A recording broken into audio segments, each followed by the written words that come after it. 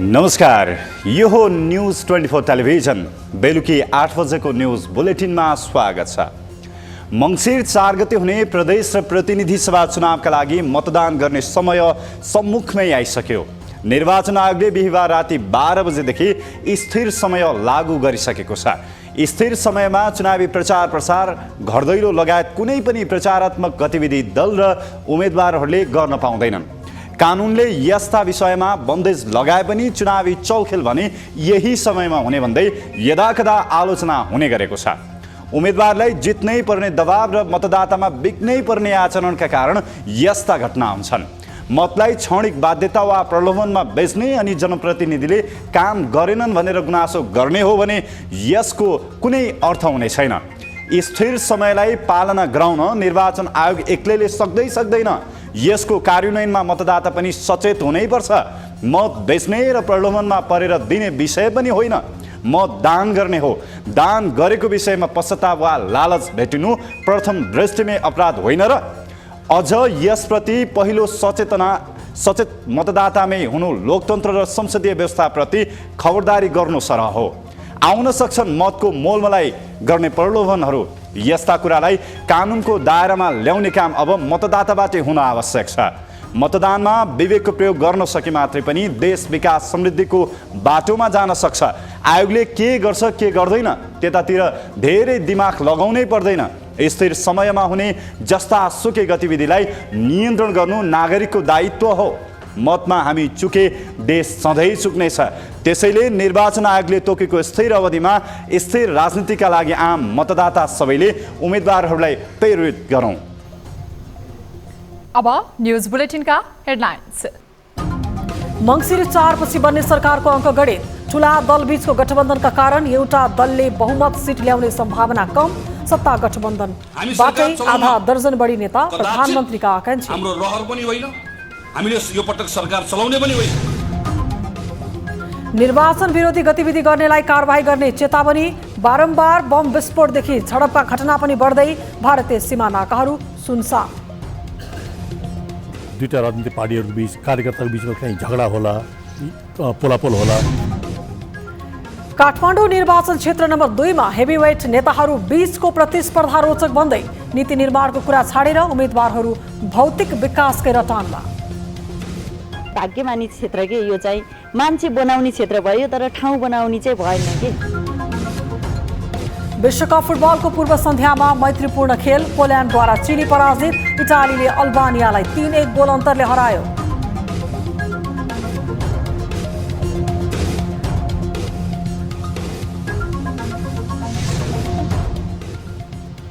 र टर्कीका धार्मिक नेता अदनान ओक्तारलाई 8658 वर्षको जेल सजाय। यौन दुर्व्यवहारको आरोप।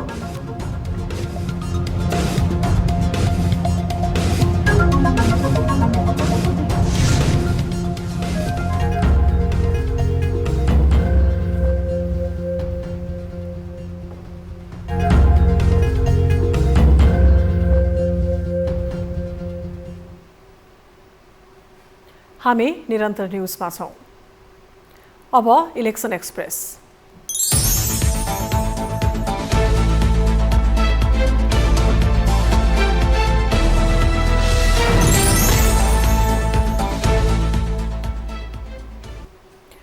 आसन्न चुनावपछि बन्ने सरकारको नेतृत्व कसले हात पार्ला? नयाँ बन्ने सरकारको प्रधानमन्त्री को बन्दैछ भन्ने विषय जनचासोमा छ। प्रधानमन्त्री बन्नका लागि संसदमा कुनै पनि दलले बहुमत प्राप्त गर्नुपर्ने हुन्छ। एक दलको बहुमत नपुगेमा 2 वा 2 भन्दा बढी दलहरू मिलेर प्रधानमन्त्री सिफारिस गर्न सक्ने संवैधानिक व्यवस्था छ। ठुला राजनीतिक दलहरूबीच गठबन्धन बनेर निर्वाचनमा होमिएकाले आसन्न निर्वाचनपछि एउटा दलको सरकार बन्ने सम्भावना न्यून छ। एक रिपोर्ट।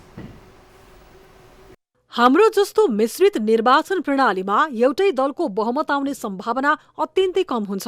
त्यसमा पनि अहिले दलहरू गठबन्धन बनाएर चुनावमा होमिएका छन्। त्यसैले मङ्सिर 4 पछि बन्ने सरकार पनि 2 वा 2 भन्दा बढी दलबाट नै बन्ने निश्चित प्राय छ। सत्ताको नेतृत्व संसदीय अङ्कगणितले निर्धारण गर्छ। प्रधानमन्त्री शेरबहादुर देउबा तत्कालीन नेकपाबाट केपी ओली नेतृत्वको सरकारका बेला छाया सरकारका प्रमुख थिए। कांग्रेसले देउबालाई संयोजक तोक्दै मन्त्रालयगत रूपमा मन्त्री नै बनाएको थियो। जतिबेला कांग्रेसलाई सरकारमा जाने जनमत नै थिएन। स्वयं कांग्रेस नेताहरूले नै आफूलाई सरकारको नेतृत्व गर्ने जनमत नभएको बताउँदै आएका थिए। हामीलाई परमादेशी सरकार, हामीलाई अदालतबाट आएको सरकार होइन कमरेड। नेपाल कम्युनिस्ट पार्टीले सरकार चलाउन नजानेपछि तिमीले बनाएको भुवाङ टाल्न आएको सरकार हो, तिमीले पारेको प्वाल टाल्न आएको सरकार हो। हामी सरकार चलाउन कदाचित हाम्रो रहर पनि होइन, हामीले यो पटक सरकार चलाउने पनि होइन। यो सरकार केपी ओलीले, प्रचण्डले वा माधव नेपालले चलाइराख्नु पर्थ्यो र उनीहरूले नै निर्वाचन गराउनु पर्थ्यो। यो प्रदेशको सरकार पनि उनीहरूले नै चलाउने हो, जनताले त्यही जिम्मा दिएर पठायो। तर त्यो सरकार चलाउने ल्याकत, हैसियत, योग्यता नराखिसके पछाडि कांग्रेसले सरकार चलाउनु पर्यो। तर सरकारको नेतृत्व गरेको तत्कालीन नेपाल कम्युनिस्ट पार्टी नेकपामा आएको विभाजनपछि सत्ताको समीकरण नै बदलियो। छाया सरकारका प्रमुख रहेका देउबा नेकपाबाट विभाजित शक्तिहरूको समर्थनमा प्रधानमन्त्री बने। राजनीतिमा असम्भव भन्ने केही हुन्न भन्ने तथ्यलाई यही विषयले पुष्टि गरेको देखिन्छ। तर आसन्न चुनावमा दलहरू गठबन्धन नै बनाएर चुनावमा होमिएकाले सरकार गठन पनि यही सेरोफेरोमै हुने आशंका गरिएको छ। आसन्न चुनावपछि सत्ता गठबन्धन र एमाले नेतृत्वको गठबन्धन बीच चुनावी प्रतिस्पर्धा नै सरकार गठनका लागि निर्णायक शक्तिको रूपमा आउने देखिन्छ। यस्तो अवस्थामा कसले गर्न सक्छ त सरकारको नेतृत्व? सत्ता गठबन्धन। नेपाली कांग्रेसभित्र प्रधानमन्त्रीका दावेदारहरूको कमी छैन। शेरबहादुर देउबा, रामचन्द्र पौडेल, शशाङ्क कोइराला, प्रकाशमान सिंह, गगन थापा लगायत नेताहरू प्रधानमन्त्रीको दौडमा छन्। तर प्रधानमन्त्रीको उम्मेद्वार बन्न पहिलो शर्त हो संसदीय चुनावमा जित। त्यसपछि दलहरूले संसदीय दलको नेता चयन गर्नेछन्। संसदीय दलको नेताबाट एकजनालाई प्रधानमन्त्रीका लागि प्रस्ताव गरिन्छ। नेपाली कांग्रेसबाट प्रधानमन्त्रीका लागि फेरि पनि वर्तमान प्रधानमन्त्री देउबा नै प्रबल दावेदार हुन्। यद्यपि राजनीतिमा अन्य नेताहरू प्रधानमन्त्री बन्ने सम्भावना नभएको भन्ने चाहिँ होइन। नेकपा माओवादी केन्द्र। माओवादीमा अध्यक्ष पुष्पकमल दाहाल प्रचण्ड प्रधानमन्त्रीका एक्ला दावेदार देखिन्छन्। भित्री रूपमा प्रधानमन्त्रीको आकांक्षा अन्य नेतामा भए पनि दाहाल विरुद्ध आवाज निकाल्न सक्ने नेता नै नभएकाले उनी नै प्रधानमन्त्रीका उम्मेद्वार हुन्। केही दिन अघि चुनाव प्रचारका क्रममा माओवादीकै चिन्ह लिएर निर्वाचनमा होमिएका नेसपाका अध्यक्ष डाक्टर बाबुराम भट्टराईले निर्वाचनपछि बन्ने गठबन्धनको सरकारको प्रधानमन्त्री प्रचण्ड नै हुने गठबन्धनको चुनावी सभामा सार्वजनिक गरेका थिए। नेकपा एकीकृत समाजवादीका अध्यक्ष माधव कुमार नेपाल पनि प्रधानमन्त्रीको दौडमा छन्। संसदीय अङ्कगणित उनको समर्थन वा विपक्षमा आएमा मात्रै उनी प्रधानमन्त्री बन्ने सम्भावना बलियो रहनेछ। एमाले गठबन्धन। नेकपा एमाले अध्यक्ष केपी शर्मा ओली प्रधानमन्त्रीका एक्ला उम्मेद्वार हुन्। उनलाई एमाले चुनाव अघि नै प्रधानमन्त्रीको उम्मेद्वारको रूपमा अघि सारिसकेको छ। उनले आफ्नो बहुमत आउने र एमालेसँग गठबन्धनमा रहेका दलहरूलाई पनि सरकारमा समेटेर लैजाने दावी गर्दै आएका छन्। अन्तिम सम्भावना। सरकार गठनको अन्तिम सम्भावना। यसअघि कांग्रेसले सरकारको नेतृत्व पाए झै तेस्रो शक्तिले पाउने सम्भावना पनि उत्तिकै छ। गठबन्धनबाट चुनावमा होमिएको हुँदा चुनावी सीट बाँडफाँडका आधारमा पनि माओवादी केन्द्र तेस्रो शक्ति बन्ने अड्कलबाजी गरिएको छ। सरकार गठनमा निर्णायक संसदीय अङ्कगणित तेस्रो शक्तिमा आइपरे उसले फेरि सरकार बन्ने विषयमा लम्बे तान बनाउनेछ।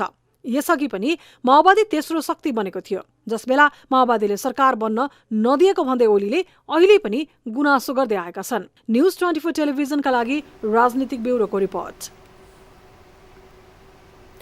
सरकारले निर्वाचन विरोधी गतिविधि गर्नेलाई कारबाही गर्ने चेतावनी बारम्बार दिइरहेको छ। तर निर्वाचनको मिति नजिकेसँगै बम विस्फोटदेखि झडपका घटना पनि बढिरहेका छन्। यस्ता घटनाले आम मतदातालाई आतंकित बनाइरहेको छ नै सरकारको भइरहित निर्वाचनको नारालाई समेत गिज्याइरहेको छ। एक रिपोर्ट। सरकार र निर्वाचन आयोग निर्वाचन सुरक्षा चुस्त पार्ने बताइरहँदा मतदाता आतंकित पार्ने खालका गतिविधिहरू सार्वजनिक भइरहेका छन्। चुनाव बहिष्कार गर्छौं भन्ने दल तथा केही समूहका कार्यकर्ता नै बम विस्फोटमा संलग्न भेटिएपछि प्रहरीले पक्राउ नै गर्यो। अझ सरकार र आयोग त चुनाव विरोधी गतिविधिमा संलग्नलाई कडाभन्दा कडा कारबाही गर्ने चेतावनी समेत दिने गरेको छ। यो निर्वाचनलाई निष्पक्ष, शान्तिपूर्ण र स्वतन्त्रतापूर्वक सम्पन्न गर्नका लागि नेपाल सरकार प्रतिबद्ध रहेको छ। यो निर्वाचनलाई स्वच्छ, स्वतन्त्र, निष्पक्ष, उल्लासमय र सहभागितामूलक ढङ्गले सम्पन्न गर्न आयोगले सम्पूर्ण सहयोग प्राप्त गर्नेछ भन्ने मैले विश्वास गरेको छु। सरकार र आयोगले यस्तो बताइरहँदा चुनावको पूर्व सन्ध्यामा 2 ठाउँमा बम विस्फोट नै भइसकेको अवस्था छ भने 5 ठाउँमा झडपका घटना सार्वजनिक भएका छन्। सरकारले चुनाव विरोधी गतिविधिलाई निस्तेज पार्ने भन्दै 3 अवस्थामा सुरक्षाकर्मीलाई गोली चलाउने निर्देशन नै दिएको अवस्था छ। निर्वाचन सुरक्षामा प्रहरीले उच्च सतर्कता अपनाउँदै आएको नेपाल प्रहरीका प्रवक्ता टेक प्रसाद राईको भनाइ छ। कसैले जुन अवांछित क्रियाकलापहरू गर्छ, शान्ति सुरक्षा खलबल पुर्याउन खोज्छ र मतपेटिकाहरूलाई तपाईँ तोडफोड गर्नु खोज्छ, च्यात्छ अनि लुटेर लानु खोज्छ भने त्यहाँ प्रहरीले सुरक्षाकर्मीहरूले आवश्यक बल प्रयोग गर्छ। त्यो स्पष्ट इन कानुन व्यवस्थामै गरेको छ। प्रवक्ता राईका अनुसार निर्वाचन विरोधी गतिविधिको आरोपमा प्रहरीले 172 जनालाई नियन्त्रणमा लिई कारबाही नै अगाडि बढाइसकेको छ। कारबाहीको ग्राफ बढेको दाबी गरिए पनि छिटफुट विस्फोटका घटनाले आम मतदातालाई भने आतंकित बनाइरहेका छन्।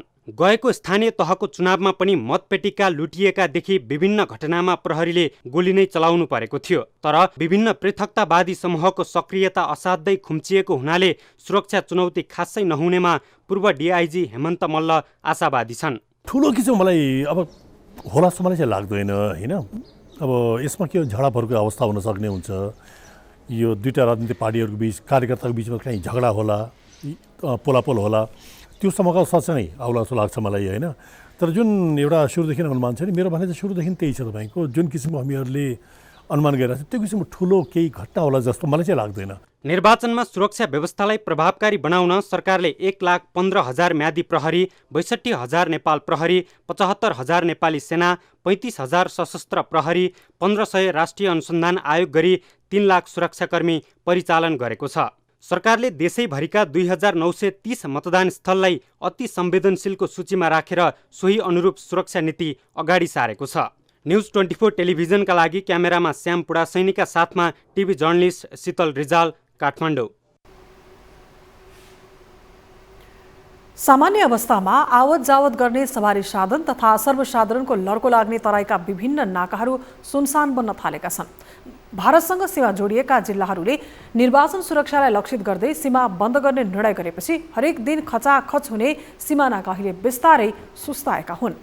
निर्वाचन सुरक्षाका निम्ति गृह मन्त्रालयले जारी गरेको विशेष सुरक्षा योजना अन्तर्गत जिल्ला प्रशासन कार्यालयहरूले सीमा नाका बन्द गर्ने निर्णय गरेका हुन्। एक रिपोर्ट। आसन्न निर्वाचनलाई लक्षित गर्दै भारतसँगका सीमा नाका बन्द गरिने निर्णय भएसँगै सीमा क्षेत्रमा आवत जावत पातलिएको छ। सुरक्षा संवेदनशीलतालाई ध्यानमा राख्दै मङ्सिर 1 गते राति 12 बजेदेखि मङ्सिर 4 गतेसम्म 3 दिन भारतसँग जोडिएका सीमा नाका बन्द हुनेछन्। निर्वाचन सुरक्षाको निम्ति गृह मन्त्रालयले तयार पारेको विशेष सुरक्षा योजना अन्तर्गत जिल्ला प्रशासन कार्यालयले यस्तो निर्णय गरेका हुन्। खुला सीमा नाकाका कारण निर्वाचनको बेला सुरक्षा चुनौती बढ्न सक्ने भएकाले 72 घण्टा अगाडिदेखि सीमा नाका बन्द गरिने निर्णय भएको जिल्ला प्रशासन कार्यालयले जनाएका छन्। कार्यालयबाट 1 दिन अगावै सूचना जारी गरेर बिहिबार रातिसम्म सीमा नाका बन्द गर्न लागि प्रमुख जिल्ला अधिकारीहरूले बताएका छन्। गृह मन्त्रालयले तयार गरेको यो विशेष सुरक्षा योजना अन्तर्गत चुनावभन्दा 72 घण्टा अघि अन्तर्राष्ट्रिय सीमा पुरै सिल गर्ने निर्णय आए अनुसार त्यसलाई हामीले आजबाट कार्यान्वयन गर्दैछौँ। त्यसको सूचना हिजो जारी गरिसकेको अवस्था छ। आज राति 12 बजे मङ्सिर 1 गते राति 12 बजेबाट मङ्सिर 4 गते राति 12 बजेसम्म कम्प्लिट चाहिँ भारतीय सीमा नाका बन्द हुन्छ। त्यसको लागि हामीले यताबाट सशस्त्र प्रहरीका बिओपीहरूलाई स्पष्ट निर्देशन दिएका छौँ भने भारतीय समकक्षीसँग चाहिँ यसमा सम्झौता भएको छ। खास गरी अन्तर्राष्ट्रिय सिमानाहरू निर्वाचनको बेलामा 72 घण्टा बन्द गर्ने अभ्यास रहिआएको छ।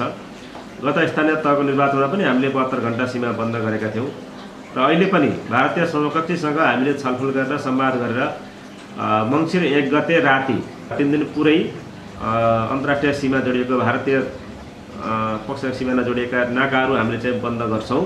सीमा बन्द गर्नका लागि सशस्त्र प्रहरीलाई निर्देशन दिएको र भारतीय सीमा सुरक्षा बलसँग पनि आवश्यक समन्वय गरिसकिएको छ। निर्वाचन आयोगले यसअघिका निर्वाचनमा पनि विशेष गरी सीमासँग जोडिएका जिल्लाहरूलाई सुरक्षाको विशेष निगरानीमा राख्ने गरेको थियो। निर्वाचनलाई स्वच्छ र निष्पक्ष ढङ्गबाट सम्पन्न गर्नका लागि सुरक्षाको प्रत्याभूति दिन सीमा नाका बन्द गर्ने निर्णय गरिएको आयोगले बताएको छ। निर्वाचनको दिनभन्दा 48 घण्टा अगाडिदेखि निर्वाचन सम्पन्न नभएसम्म अथवा त्यो दिन अथवा 4 गते बेलुका 12 बजीसम्म सामान्यतः यो सीमा नाकाहरू बन्द गरेर एउटा सुरक्षा व्यवस्थालाई मजबुत पार्ने, अनपेक्षित घटनाहरू हुने सम्भावित अवस्थालाई त्यसलाई निस्तेज पार्ने उद्देश्यले सीमा क्षेत्रका सुरक्षा प्रमुख अथवा प्रशासन प्रमुख र अनि चाहिँ काउन्टर पार्टहरू बसेर चाहिँ यो काम गर्नुहुन्छ।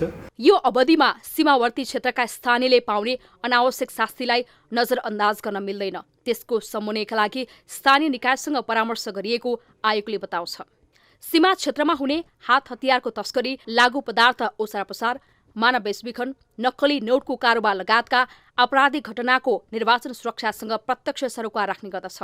लोकतान्त्रिक व्यवस्थामा जनताको सुरक्षा राज्यको दायित्व बन्ने हुँदा निर्वाचन सुरक्षा र जनताको सहजता दुवैलाई ध्यानमा राखिनु जरुरी छ। न्युज 24 टेलिभिजनका लागि क्यामेरामा कान्छामान डङ्गुलका साथमा जिल्लास्थित टिभी जर्नलिस्टको सहयोगमा सुजन चालिसीको रिपोर्ट। हामी निरन्तर न्युजमा छौं। आसन्न चुनाव नीति निर्माण गर्न सक्षम प्रतिनिधि चुन्ने र देशलाई विकास समृद्धिको बाटोमा लैजान तिनै नीति नियमलाई इमान्दारितापूर्वक कार्यान्वयन गर्ने पात्र निर्वाचित गराउनु नै हो। प्रदेश र प्रतिनिधि सभामा चुनिएका सदस्यहरूको प्रमुख दायित्व पनि यही हो। तर काठमाडौँ निर्वाचन क्षेत्र नम्बर 2 मा हेभीवेट नेताहरूबीचको प्रतिस्पर्धा थप रोचक हुने देखिन्छ। उम्मेदवारहरू भने भौतिक विकास निर्माणका एजेन्डा लिएर मत माग्दै गरेको भेटिन्छन्। हुन त यो चलन यहाँ मात्रै छैन, तर यसलाई प्रतिनिधि घटनाको रूपमा भने लिन सकिन्छ। एक रिपोर्ट।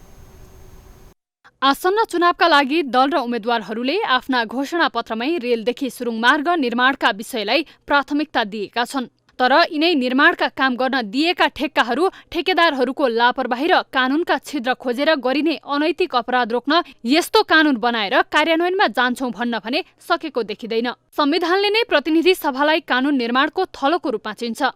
तर उम्मेद्वारहरू भने जनताको प्रतिनिधि भएकाले विकास निर्माणका कुरा उठाउनु पर्ने बाध्यता रहेको भन्दै यस्ता प्रश्नबाट पन्छिने गरेका छन्। ठूला भनिएका दलका नेताहरूले जनतामा भ्रम सिर्जना गर्ने र कामै नगर्ने कारण आफू चुनावी मैदानमा आएको राष्ट्रिय स्वतन्त्र पार्टीबाट उम्मेद्वार बनेकी सोभिता गौतमको भनाइ छ। किनभने स्थापित दलका नेताले आज पनि भनिरहेका छन् सुरुङ बनाउने, बाटो बनाउने, हैन, यस्ता खालका कुराहरू चाहिँ ठेकेदारको जस्तो काम होइन नि त। यो निर्वाचित भएर जाने सांसदको सांसदको काम भनेको नितान्त नीति नियम कानुन बनाउने, देशलाई कस्तो प्रकारको एउटा खाका दिने, कस्तो प्रकारको देश बनाउने भनेर समग्र एउटा त्यसलाई चाहिँ शेप गर्ने, आकार दिने काम चाहिँ नि एउटा सांसदले गर्ने हो।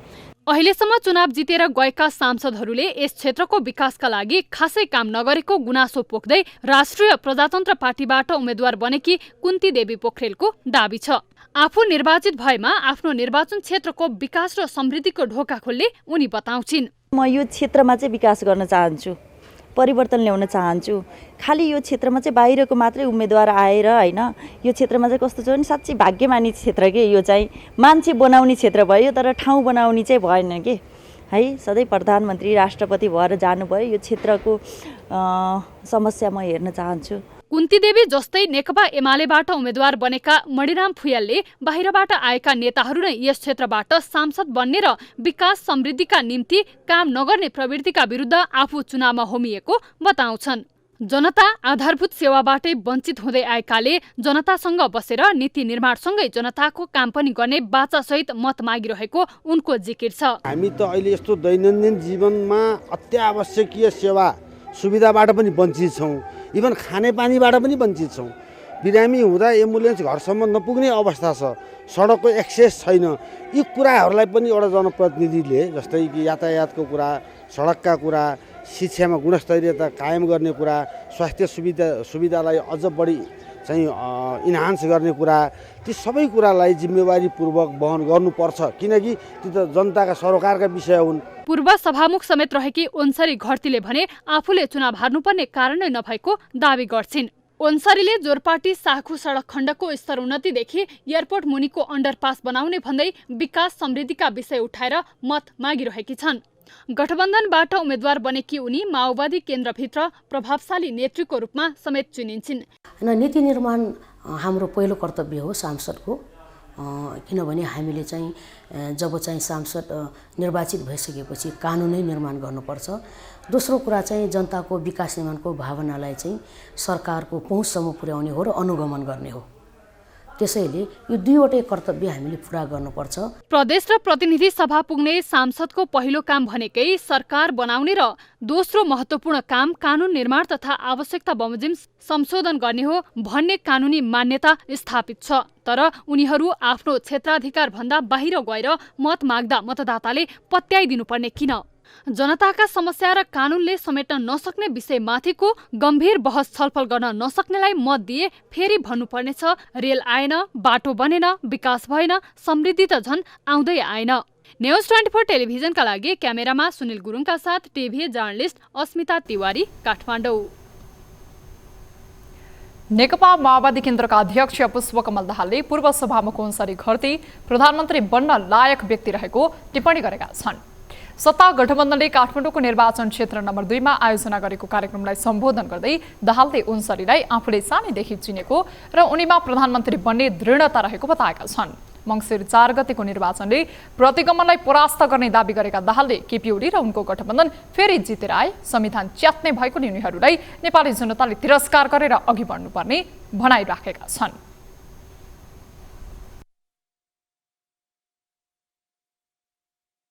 कमल अन्सारीलाई मैले भर्खरको युवा उमेरदेखि चिन्छु, अगाडि बढाउन बल गरेका थिएँ। उहाँले विभिन्न समय क्रममा कसरी अगाडि आउनुभयो, सभामुख कसरी बन्नुभयो भनिराख्न परेन।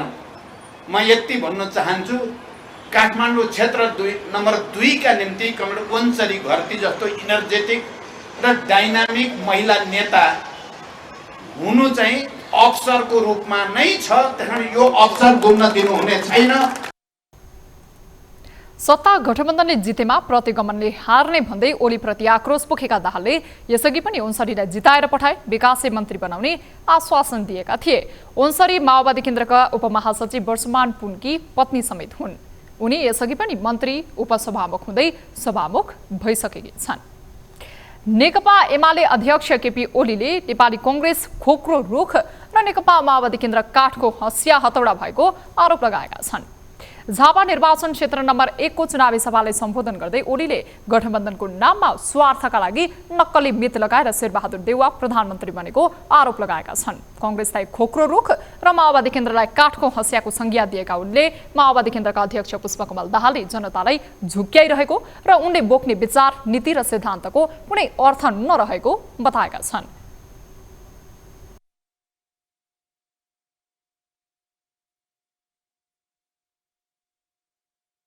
म गठबन्धनलाई चुनौती दिन चाहन्छु।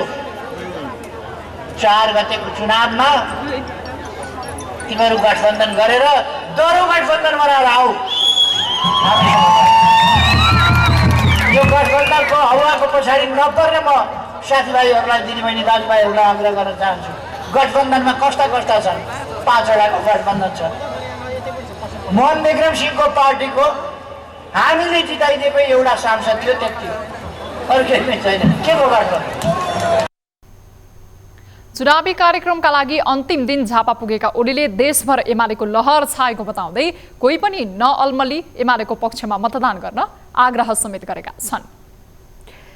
लुम्बिनी प्रदेश अन्तर्गतको पाल्पा जिल्लाको यसपटकको निर्वाचन निकै रोचक बन्दैछ। एमालेको बलियो उपस्थिति रहेको पाल्पाको क्षेत्र नम्बर 2 बाट सदाबहार उम्मेद्वार सोमप्रसाद पाण्डे चुनावी प्रतिस्पर्धामा छन्। एमालेबाट पटक पटक जित्दै आएका पाण्डे मन्त्री समेत भए, तर उनी एमालेबाट विभाजित भई गठन भएको नेकपा एकीकृत समाजवादीबाट उम्मेद्वार छन्। उनलाई सत्ता गठबन्धन दलहरूले साथ दिएका छन्। सत्ता गठबन्धनको समर्थनमा मैदानमा रहेका पाण्डेका लागि एमालेका युवा नेता ठाकुर गैरे चुनौती बनेका छन्। एक रिपोर्ट।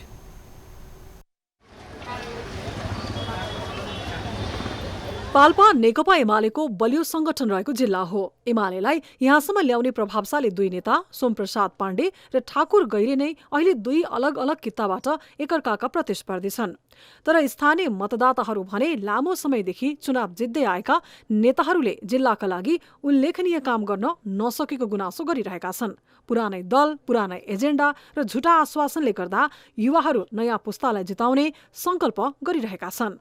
यो पाल्पा जिल्लाको विकासको लागि चाहिँ युवाको जरुरत छ, किनभने पाल्पा जिल्लामा एजेन्डा मात्र ठुला ल्याएर आश मात्र देखाएर जित्ने अनि पछि चाहिँ जनताको वास्ता नगर्ने खालको नेता नभएर यो पाल्पाको आवश्यकता पुरा गर्ने खालका र विकास गर्नलाई आबद्ध रहने युवा नेता चाहिँ। उहाँलाई आशीर्वाद दिएर मन्दिर ऋषिकेश मन्दिरभित्रबाट उहाँलाई अबिर लगाइदिएर तपाईँको विजय होस् भनेर उहाँलाई घोषणा गरेका, तर विजय भव्य रूपले गराएका। तर उहाँ चाहिँ प्रत्येक वर्ष चाहिँ बदलिँदै कुन पार्टीमा जानुहुन्छ, हामी पछि लाएर हिँड्न सकिन्न। पार्टी विभाजनका कारण तथा सत्ता गठबन्धन दलहरूको साथ पाएकाले पाण्डेलाई यसपटक सहज देखिएको छ। यद्यपि एमाले उम्मेद्वार गैरीले पार्टी संगठनका बलमा आफ्नो जित निश्चित रहेको दावी गरेका छन्। हाम्रो पाल्पा जिल्लामा नेकपा एमालेको विभाजनको कुनै असर छैन। तपाईलाई विदितै छ, गएको स्थानीय तहको निर्वाचनमा नेकपा एमाले विभाजित भएर बनेको पार्टीले 450 भोट पनि ल्याउन नसकेको तथ्यले नै पाल्पा जिल्लामा विभाजनको कुनै प्रभाव छैन भन्ने कुरालाई सिद्ध भइसकेको छ। र उक्त पार्टीको चाहिँ उम्मेदवारसँग मेरो प्रतिस्पर्धा हो र त्यो प्रतिस्पर्धामा म चाहिँ विजय हासिल गर्नको लागि कुनै समस्या नभएको कुरा म अनुरोध गर्न चाहन्छु। हरेक पटक पालपालीले चुनाव जिताएर पठाए पनि पाण्डेले उल्लेखनीय काम गर्न भने सकेका छैनन्। तर यसपालि गठबन्धनको बलमा आफूले सहज जित निकाल्ने बताउँदै आएका छन्। योभन्दा पहिलाका निर्वाचनहरूमा के गरिन्थ्यो, एउटा मात्रै पार्टीको झण्डा लिएर आफ्नो चुनाव चिन्ह लिएर हामी चुनावमा मत माग्दै आउँथ्यौं भने अहिले चाहिँ हामी साझा उम्मेदवारको हिसाबले, साझा उम्मेदवारको हैसियतले गठबन्धनबाट तर्फसँग मत माग्दै आएका छौं। गत वैशाखमा सम्पन्न स्थानीय तहको निर्वाचनमा पाल्पाका 10 स्थानीय तहमध्ये 6 वटामा एमाले एक्लैले जित हासिल गरेको छ। अन्य 4 वटा पालिकामा सत्ता गठबन्धनले जितेको थियो। कुल 2,01,326 मतदाता रहेको पाल्पामा 2 प्रतिनिधि सभा र 4 प्रदेश सभा सदस्यका लागि निर्वाचन हुँदैछ। 118 मतदान केन्द्र र 246 मतदान स्थल तोकिएको पाल्पामा दल र स्वतन्त्र सहित प्रतिनिधि सभातर्फ 23 जना र प्रदेश सभातर्फ 22 जना उम्मेद्वार चुनावी मैदानमा छन्। न्युज 24 टेलिभिजनका लागि पाल्पाबाट टिभी जर्नलिस्ट प्रकाश ढकालको रिपोर्ट। न्युजहरू अझै बाँकी नै छन्, अब पालो ब्रेकको।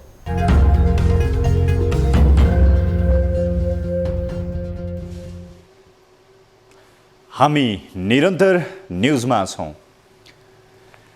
चितवन जिल्ला मङ्सिर 4 गते हुने प्रतिनिधि सभा र प्रदेश सभा सदस्य निर्वाचनको केन्द्रमा रहेको छ। चितवनका सञ्चार उद्यमीका रूपमा परिचित राप्रपाका वरिष्ठ उपाध्यक्ष विक्रम पाण्डे, एमालेका नेता सुरेन्द्र पाण्डेदेखि रवि लामिछाने चितवनको चुनावी मैदानमा छन्। नेकपा माओवादी केन्द्रका अध्यक्ष पुष्पकमल दाहाल 2074 को निर्वाचनमा चितवन 3बाटै निर्वाचित भएका थिए। चुनावको मुखमा काठमाडौँबाट बसाई सरेर चितवन पुगिसकेको दाहाल एकाएक गोर्खा पुगेपछि राप्रपा उम्मेद्वार पाण्डेका लागि सत्ता गठबन्धनका तर्फबाट माओवादी केन्द्रका भोजराज अधिकारी मात्रै एक्लो प्रतिस्पर्धा जस्तो देखिएको छ। एक रिपोर्ट। राप्रपाका वरिष्ठ उपाध्यक्ष विक्रम पाण्डे चितवनको पुरानै चर्चित अनुहार हो। चितवनका समाजसेवी भनेर चिनिने पाण्डे 2074 को निर्वाचनमा माओवादी केन्द्रका अध्यक्ष पुष्पकमल दाहालसँग पराजित भएका थिए। यो पटक भने दाहाल यो क्षेत्र छाडेर गोर्खा पुगेका छन्। दाहाललाई यो पटक जित्ने योजना बनाएका पाण्डेका लागि सत्ता गठबन्धनबाट डाक्टर भोजराज अधिकारी प्रतिस्पर्धी बनेका छन्, जसले गर्दा पाण्डेले जितका लागि झनै सहज ठानेका छन्। चितवन 3 का प्रतिनिधि सभा सदस्य उम्मेद्वार पाण्डे चुनाव प्रचारको अन्तिम दिनसम्म पनि घर दैलोमै व्यस्त छन्।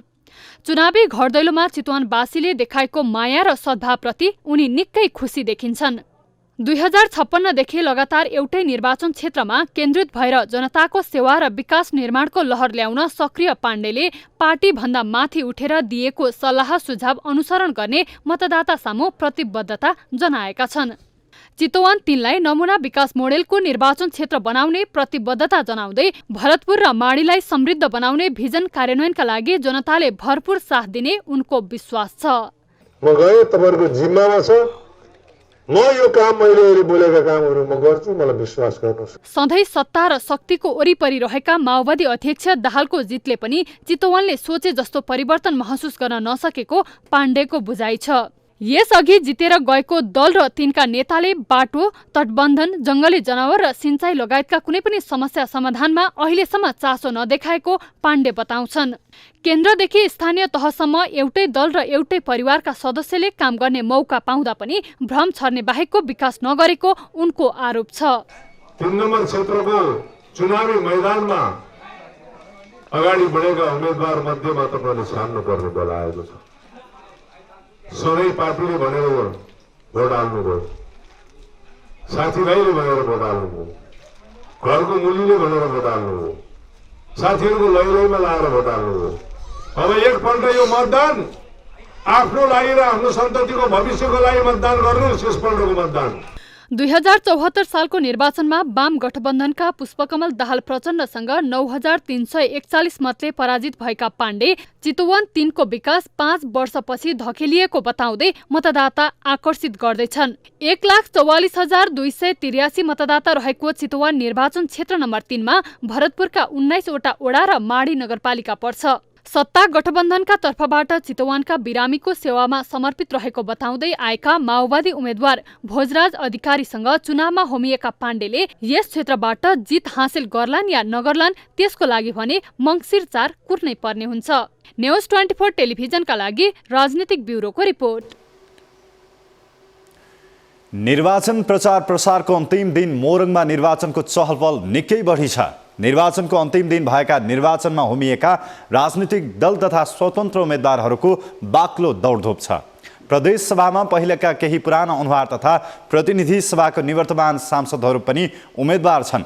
5 वर्षे कार्यकाल सकिँदा समेत प्रदेशको नाम समेत टुङ्गो लगाउन नसकेको प्रदेश 1 मा कतिपय उम्मेद्वारले प्रदेशको नाम र स्थायी राजधानीलाई आफ्नो एजेन्डा बनाएका छन्। 5 वर्षदेखि नामाकरण भएको छैन। प्रदेशको राजधानी त भयो, राजधानीको स्तरीय उन्नति हुन सकेको छैन। प्रदेशको आफ्नो सङ्घीय सचिवालय छैन, प्रदेश सचिवालय छैन, मन्त्री क्वार्टरहरू छैनन्। विभिन्न अफिसहरूको हामीले भाडामा लिएर बसिरहेको छौँ, अरूको अफिस अकुपाई गरेर बसिरहेको छौँ। त्यो त सधैँ छ, यावत समस्याहरू सधैँ छ। पहाड र मधेसको लिङ्क जोड्ने ठाउँ छैन हाम्रो, र मधेसमा पनि ठुलो हाम्रो खास गरी दक्षिण भेगको जनताहरूले अपेक्षित रूपले फिल गरिरहेका छन्। मोरङ क्षेत्र नम्बर 4 खमा नेकपा एमालेबाट जीवन घिमिरे उम्मेद्वार छन्। घिमिरे शेरधन राईको पालामा सामाजिक विकास मन्त्री थिए। यो क्षेत्रमा नेपाली काङ्ग्रेसका भीम पराजुली चुनावी मैदानमा छन्। उनी विराटनगर महानगरपालिकाका पूर्व मेयर हुन्। दुवै उम्मेद्वार प्रदेशको विकास र समृद्धिमा जोड दिँदै मतदाताको घर दैलोमा पुगेका छन्। यो प्रदेश सरकार बलियो हुनुपर्छ, प्रदेशका पहिचान स्थापित हुनुपर्छ र प्रदेशभित्र आम नेपाली जनताले सैयौँ थुङ्गा फुलका माला एउटै हामी नेपाली भन्ने नारालाई चरितार्थ गर्नको लागि चाहिँ यो प्रदेशमा मेरो उम्मेदवारीलाई फेरि पनि मेरो पार्टीले पहिलाको भूमिकालाई हेरेर संघीयतालाई बलियो बनाउन, प्रदेश सरकारलाई बलियो बनाउन र प्रादेशिक सरकारहरूलाई बलियो बनाएर यो नेपालको उन्नति र प्रदेशको उन्नति गर्नलाई चाहिँ मेरो उम्मेदवारी दर्ता भएको। यसैगरी क्षेत्र नम्बर 5 को खमा संविधान सभा सदस्य तथा प्रदेश स्वास्थ्य मन्त्री एवं जसपा नेता जयराम यादव पनि चुनावी प्रतिस्पर्धामा छन्। मोरङ क्षेत्र नम्बर 1 खबाट प्रदेशका यातायात तथा सञ्चार मन्त्री एवं एकीकृत समाजवादीका उपेन्द्र यादव पनि चुनावी प्रतिस्पर्धामा छन्।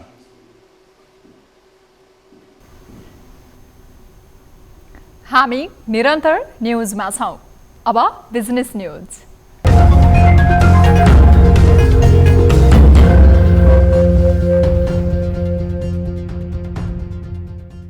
कार्तिक महिनामा 29 अर्ब 5 करोड 78 लाख रुपैयाँ आन्तरिक राजस्व उठेको छ। आन्तरिक राजस्व विभागले कार्तिकमा 35 अर्ब 92 करोड राजस्व सङ्कलन गर्ने लक्ष्य लिएको थियो। उठेको राजस्व मध्ये 7 अर्ब 42 करोड रुपैयाँ आयकर हो। विभागले 9 अर्ब 81 करोड रुपैयाँ आयकर उठाउने लक्ष्य लिएको थियो। मूल्य अभिवृद्धि कर 7 अर्ब 44 करोड उठेको छ भने 8 अर्ब 39 करोड अन्त शुल्क उठेको छ। विभागले मङ्सिर 1 गतेदेखि 1 सातासम्म कर दिवस मनाइरहेको छ।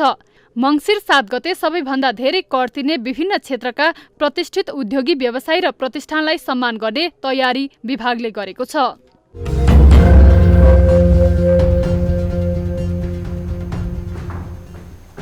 न्युजहरू अझै बाँकी नै छन्, अब पालो ब्रेकको।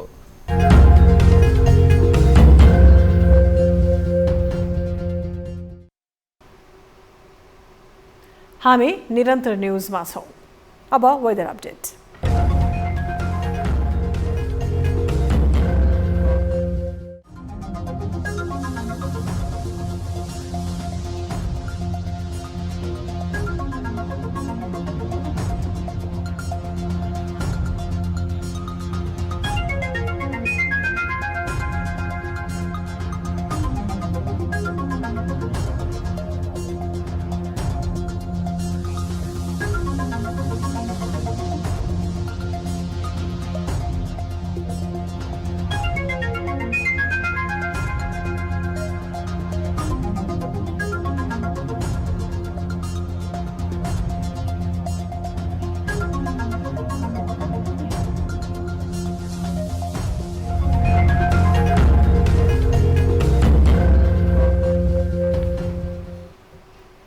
अब न्यूज बुलेटिनको अन्त्यमा पुनः हेडलाइन्स।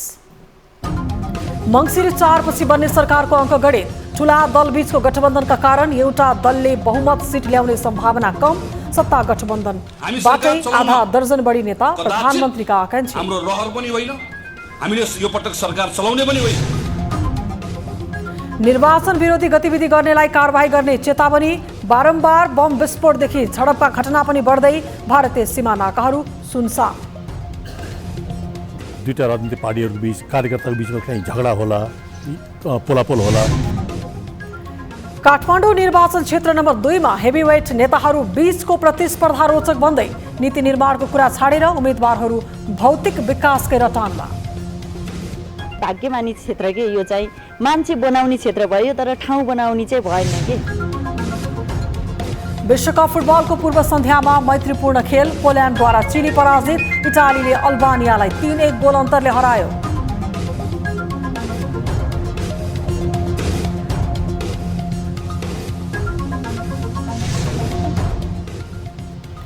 र टर्कीका धार्मिक नेता अदनान ओक्तारलाई 8,658 वर्षको जेल सजाय, यौन दुर्व्यवहारको आरोप।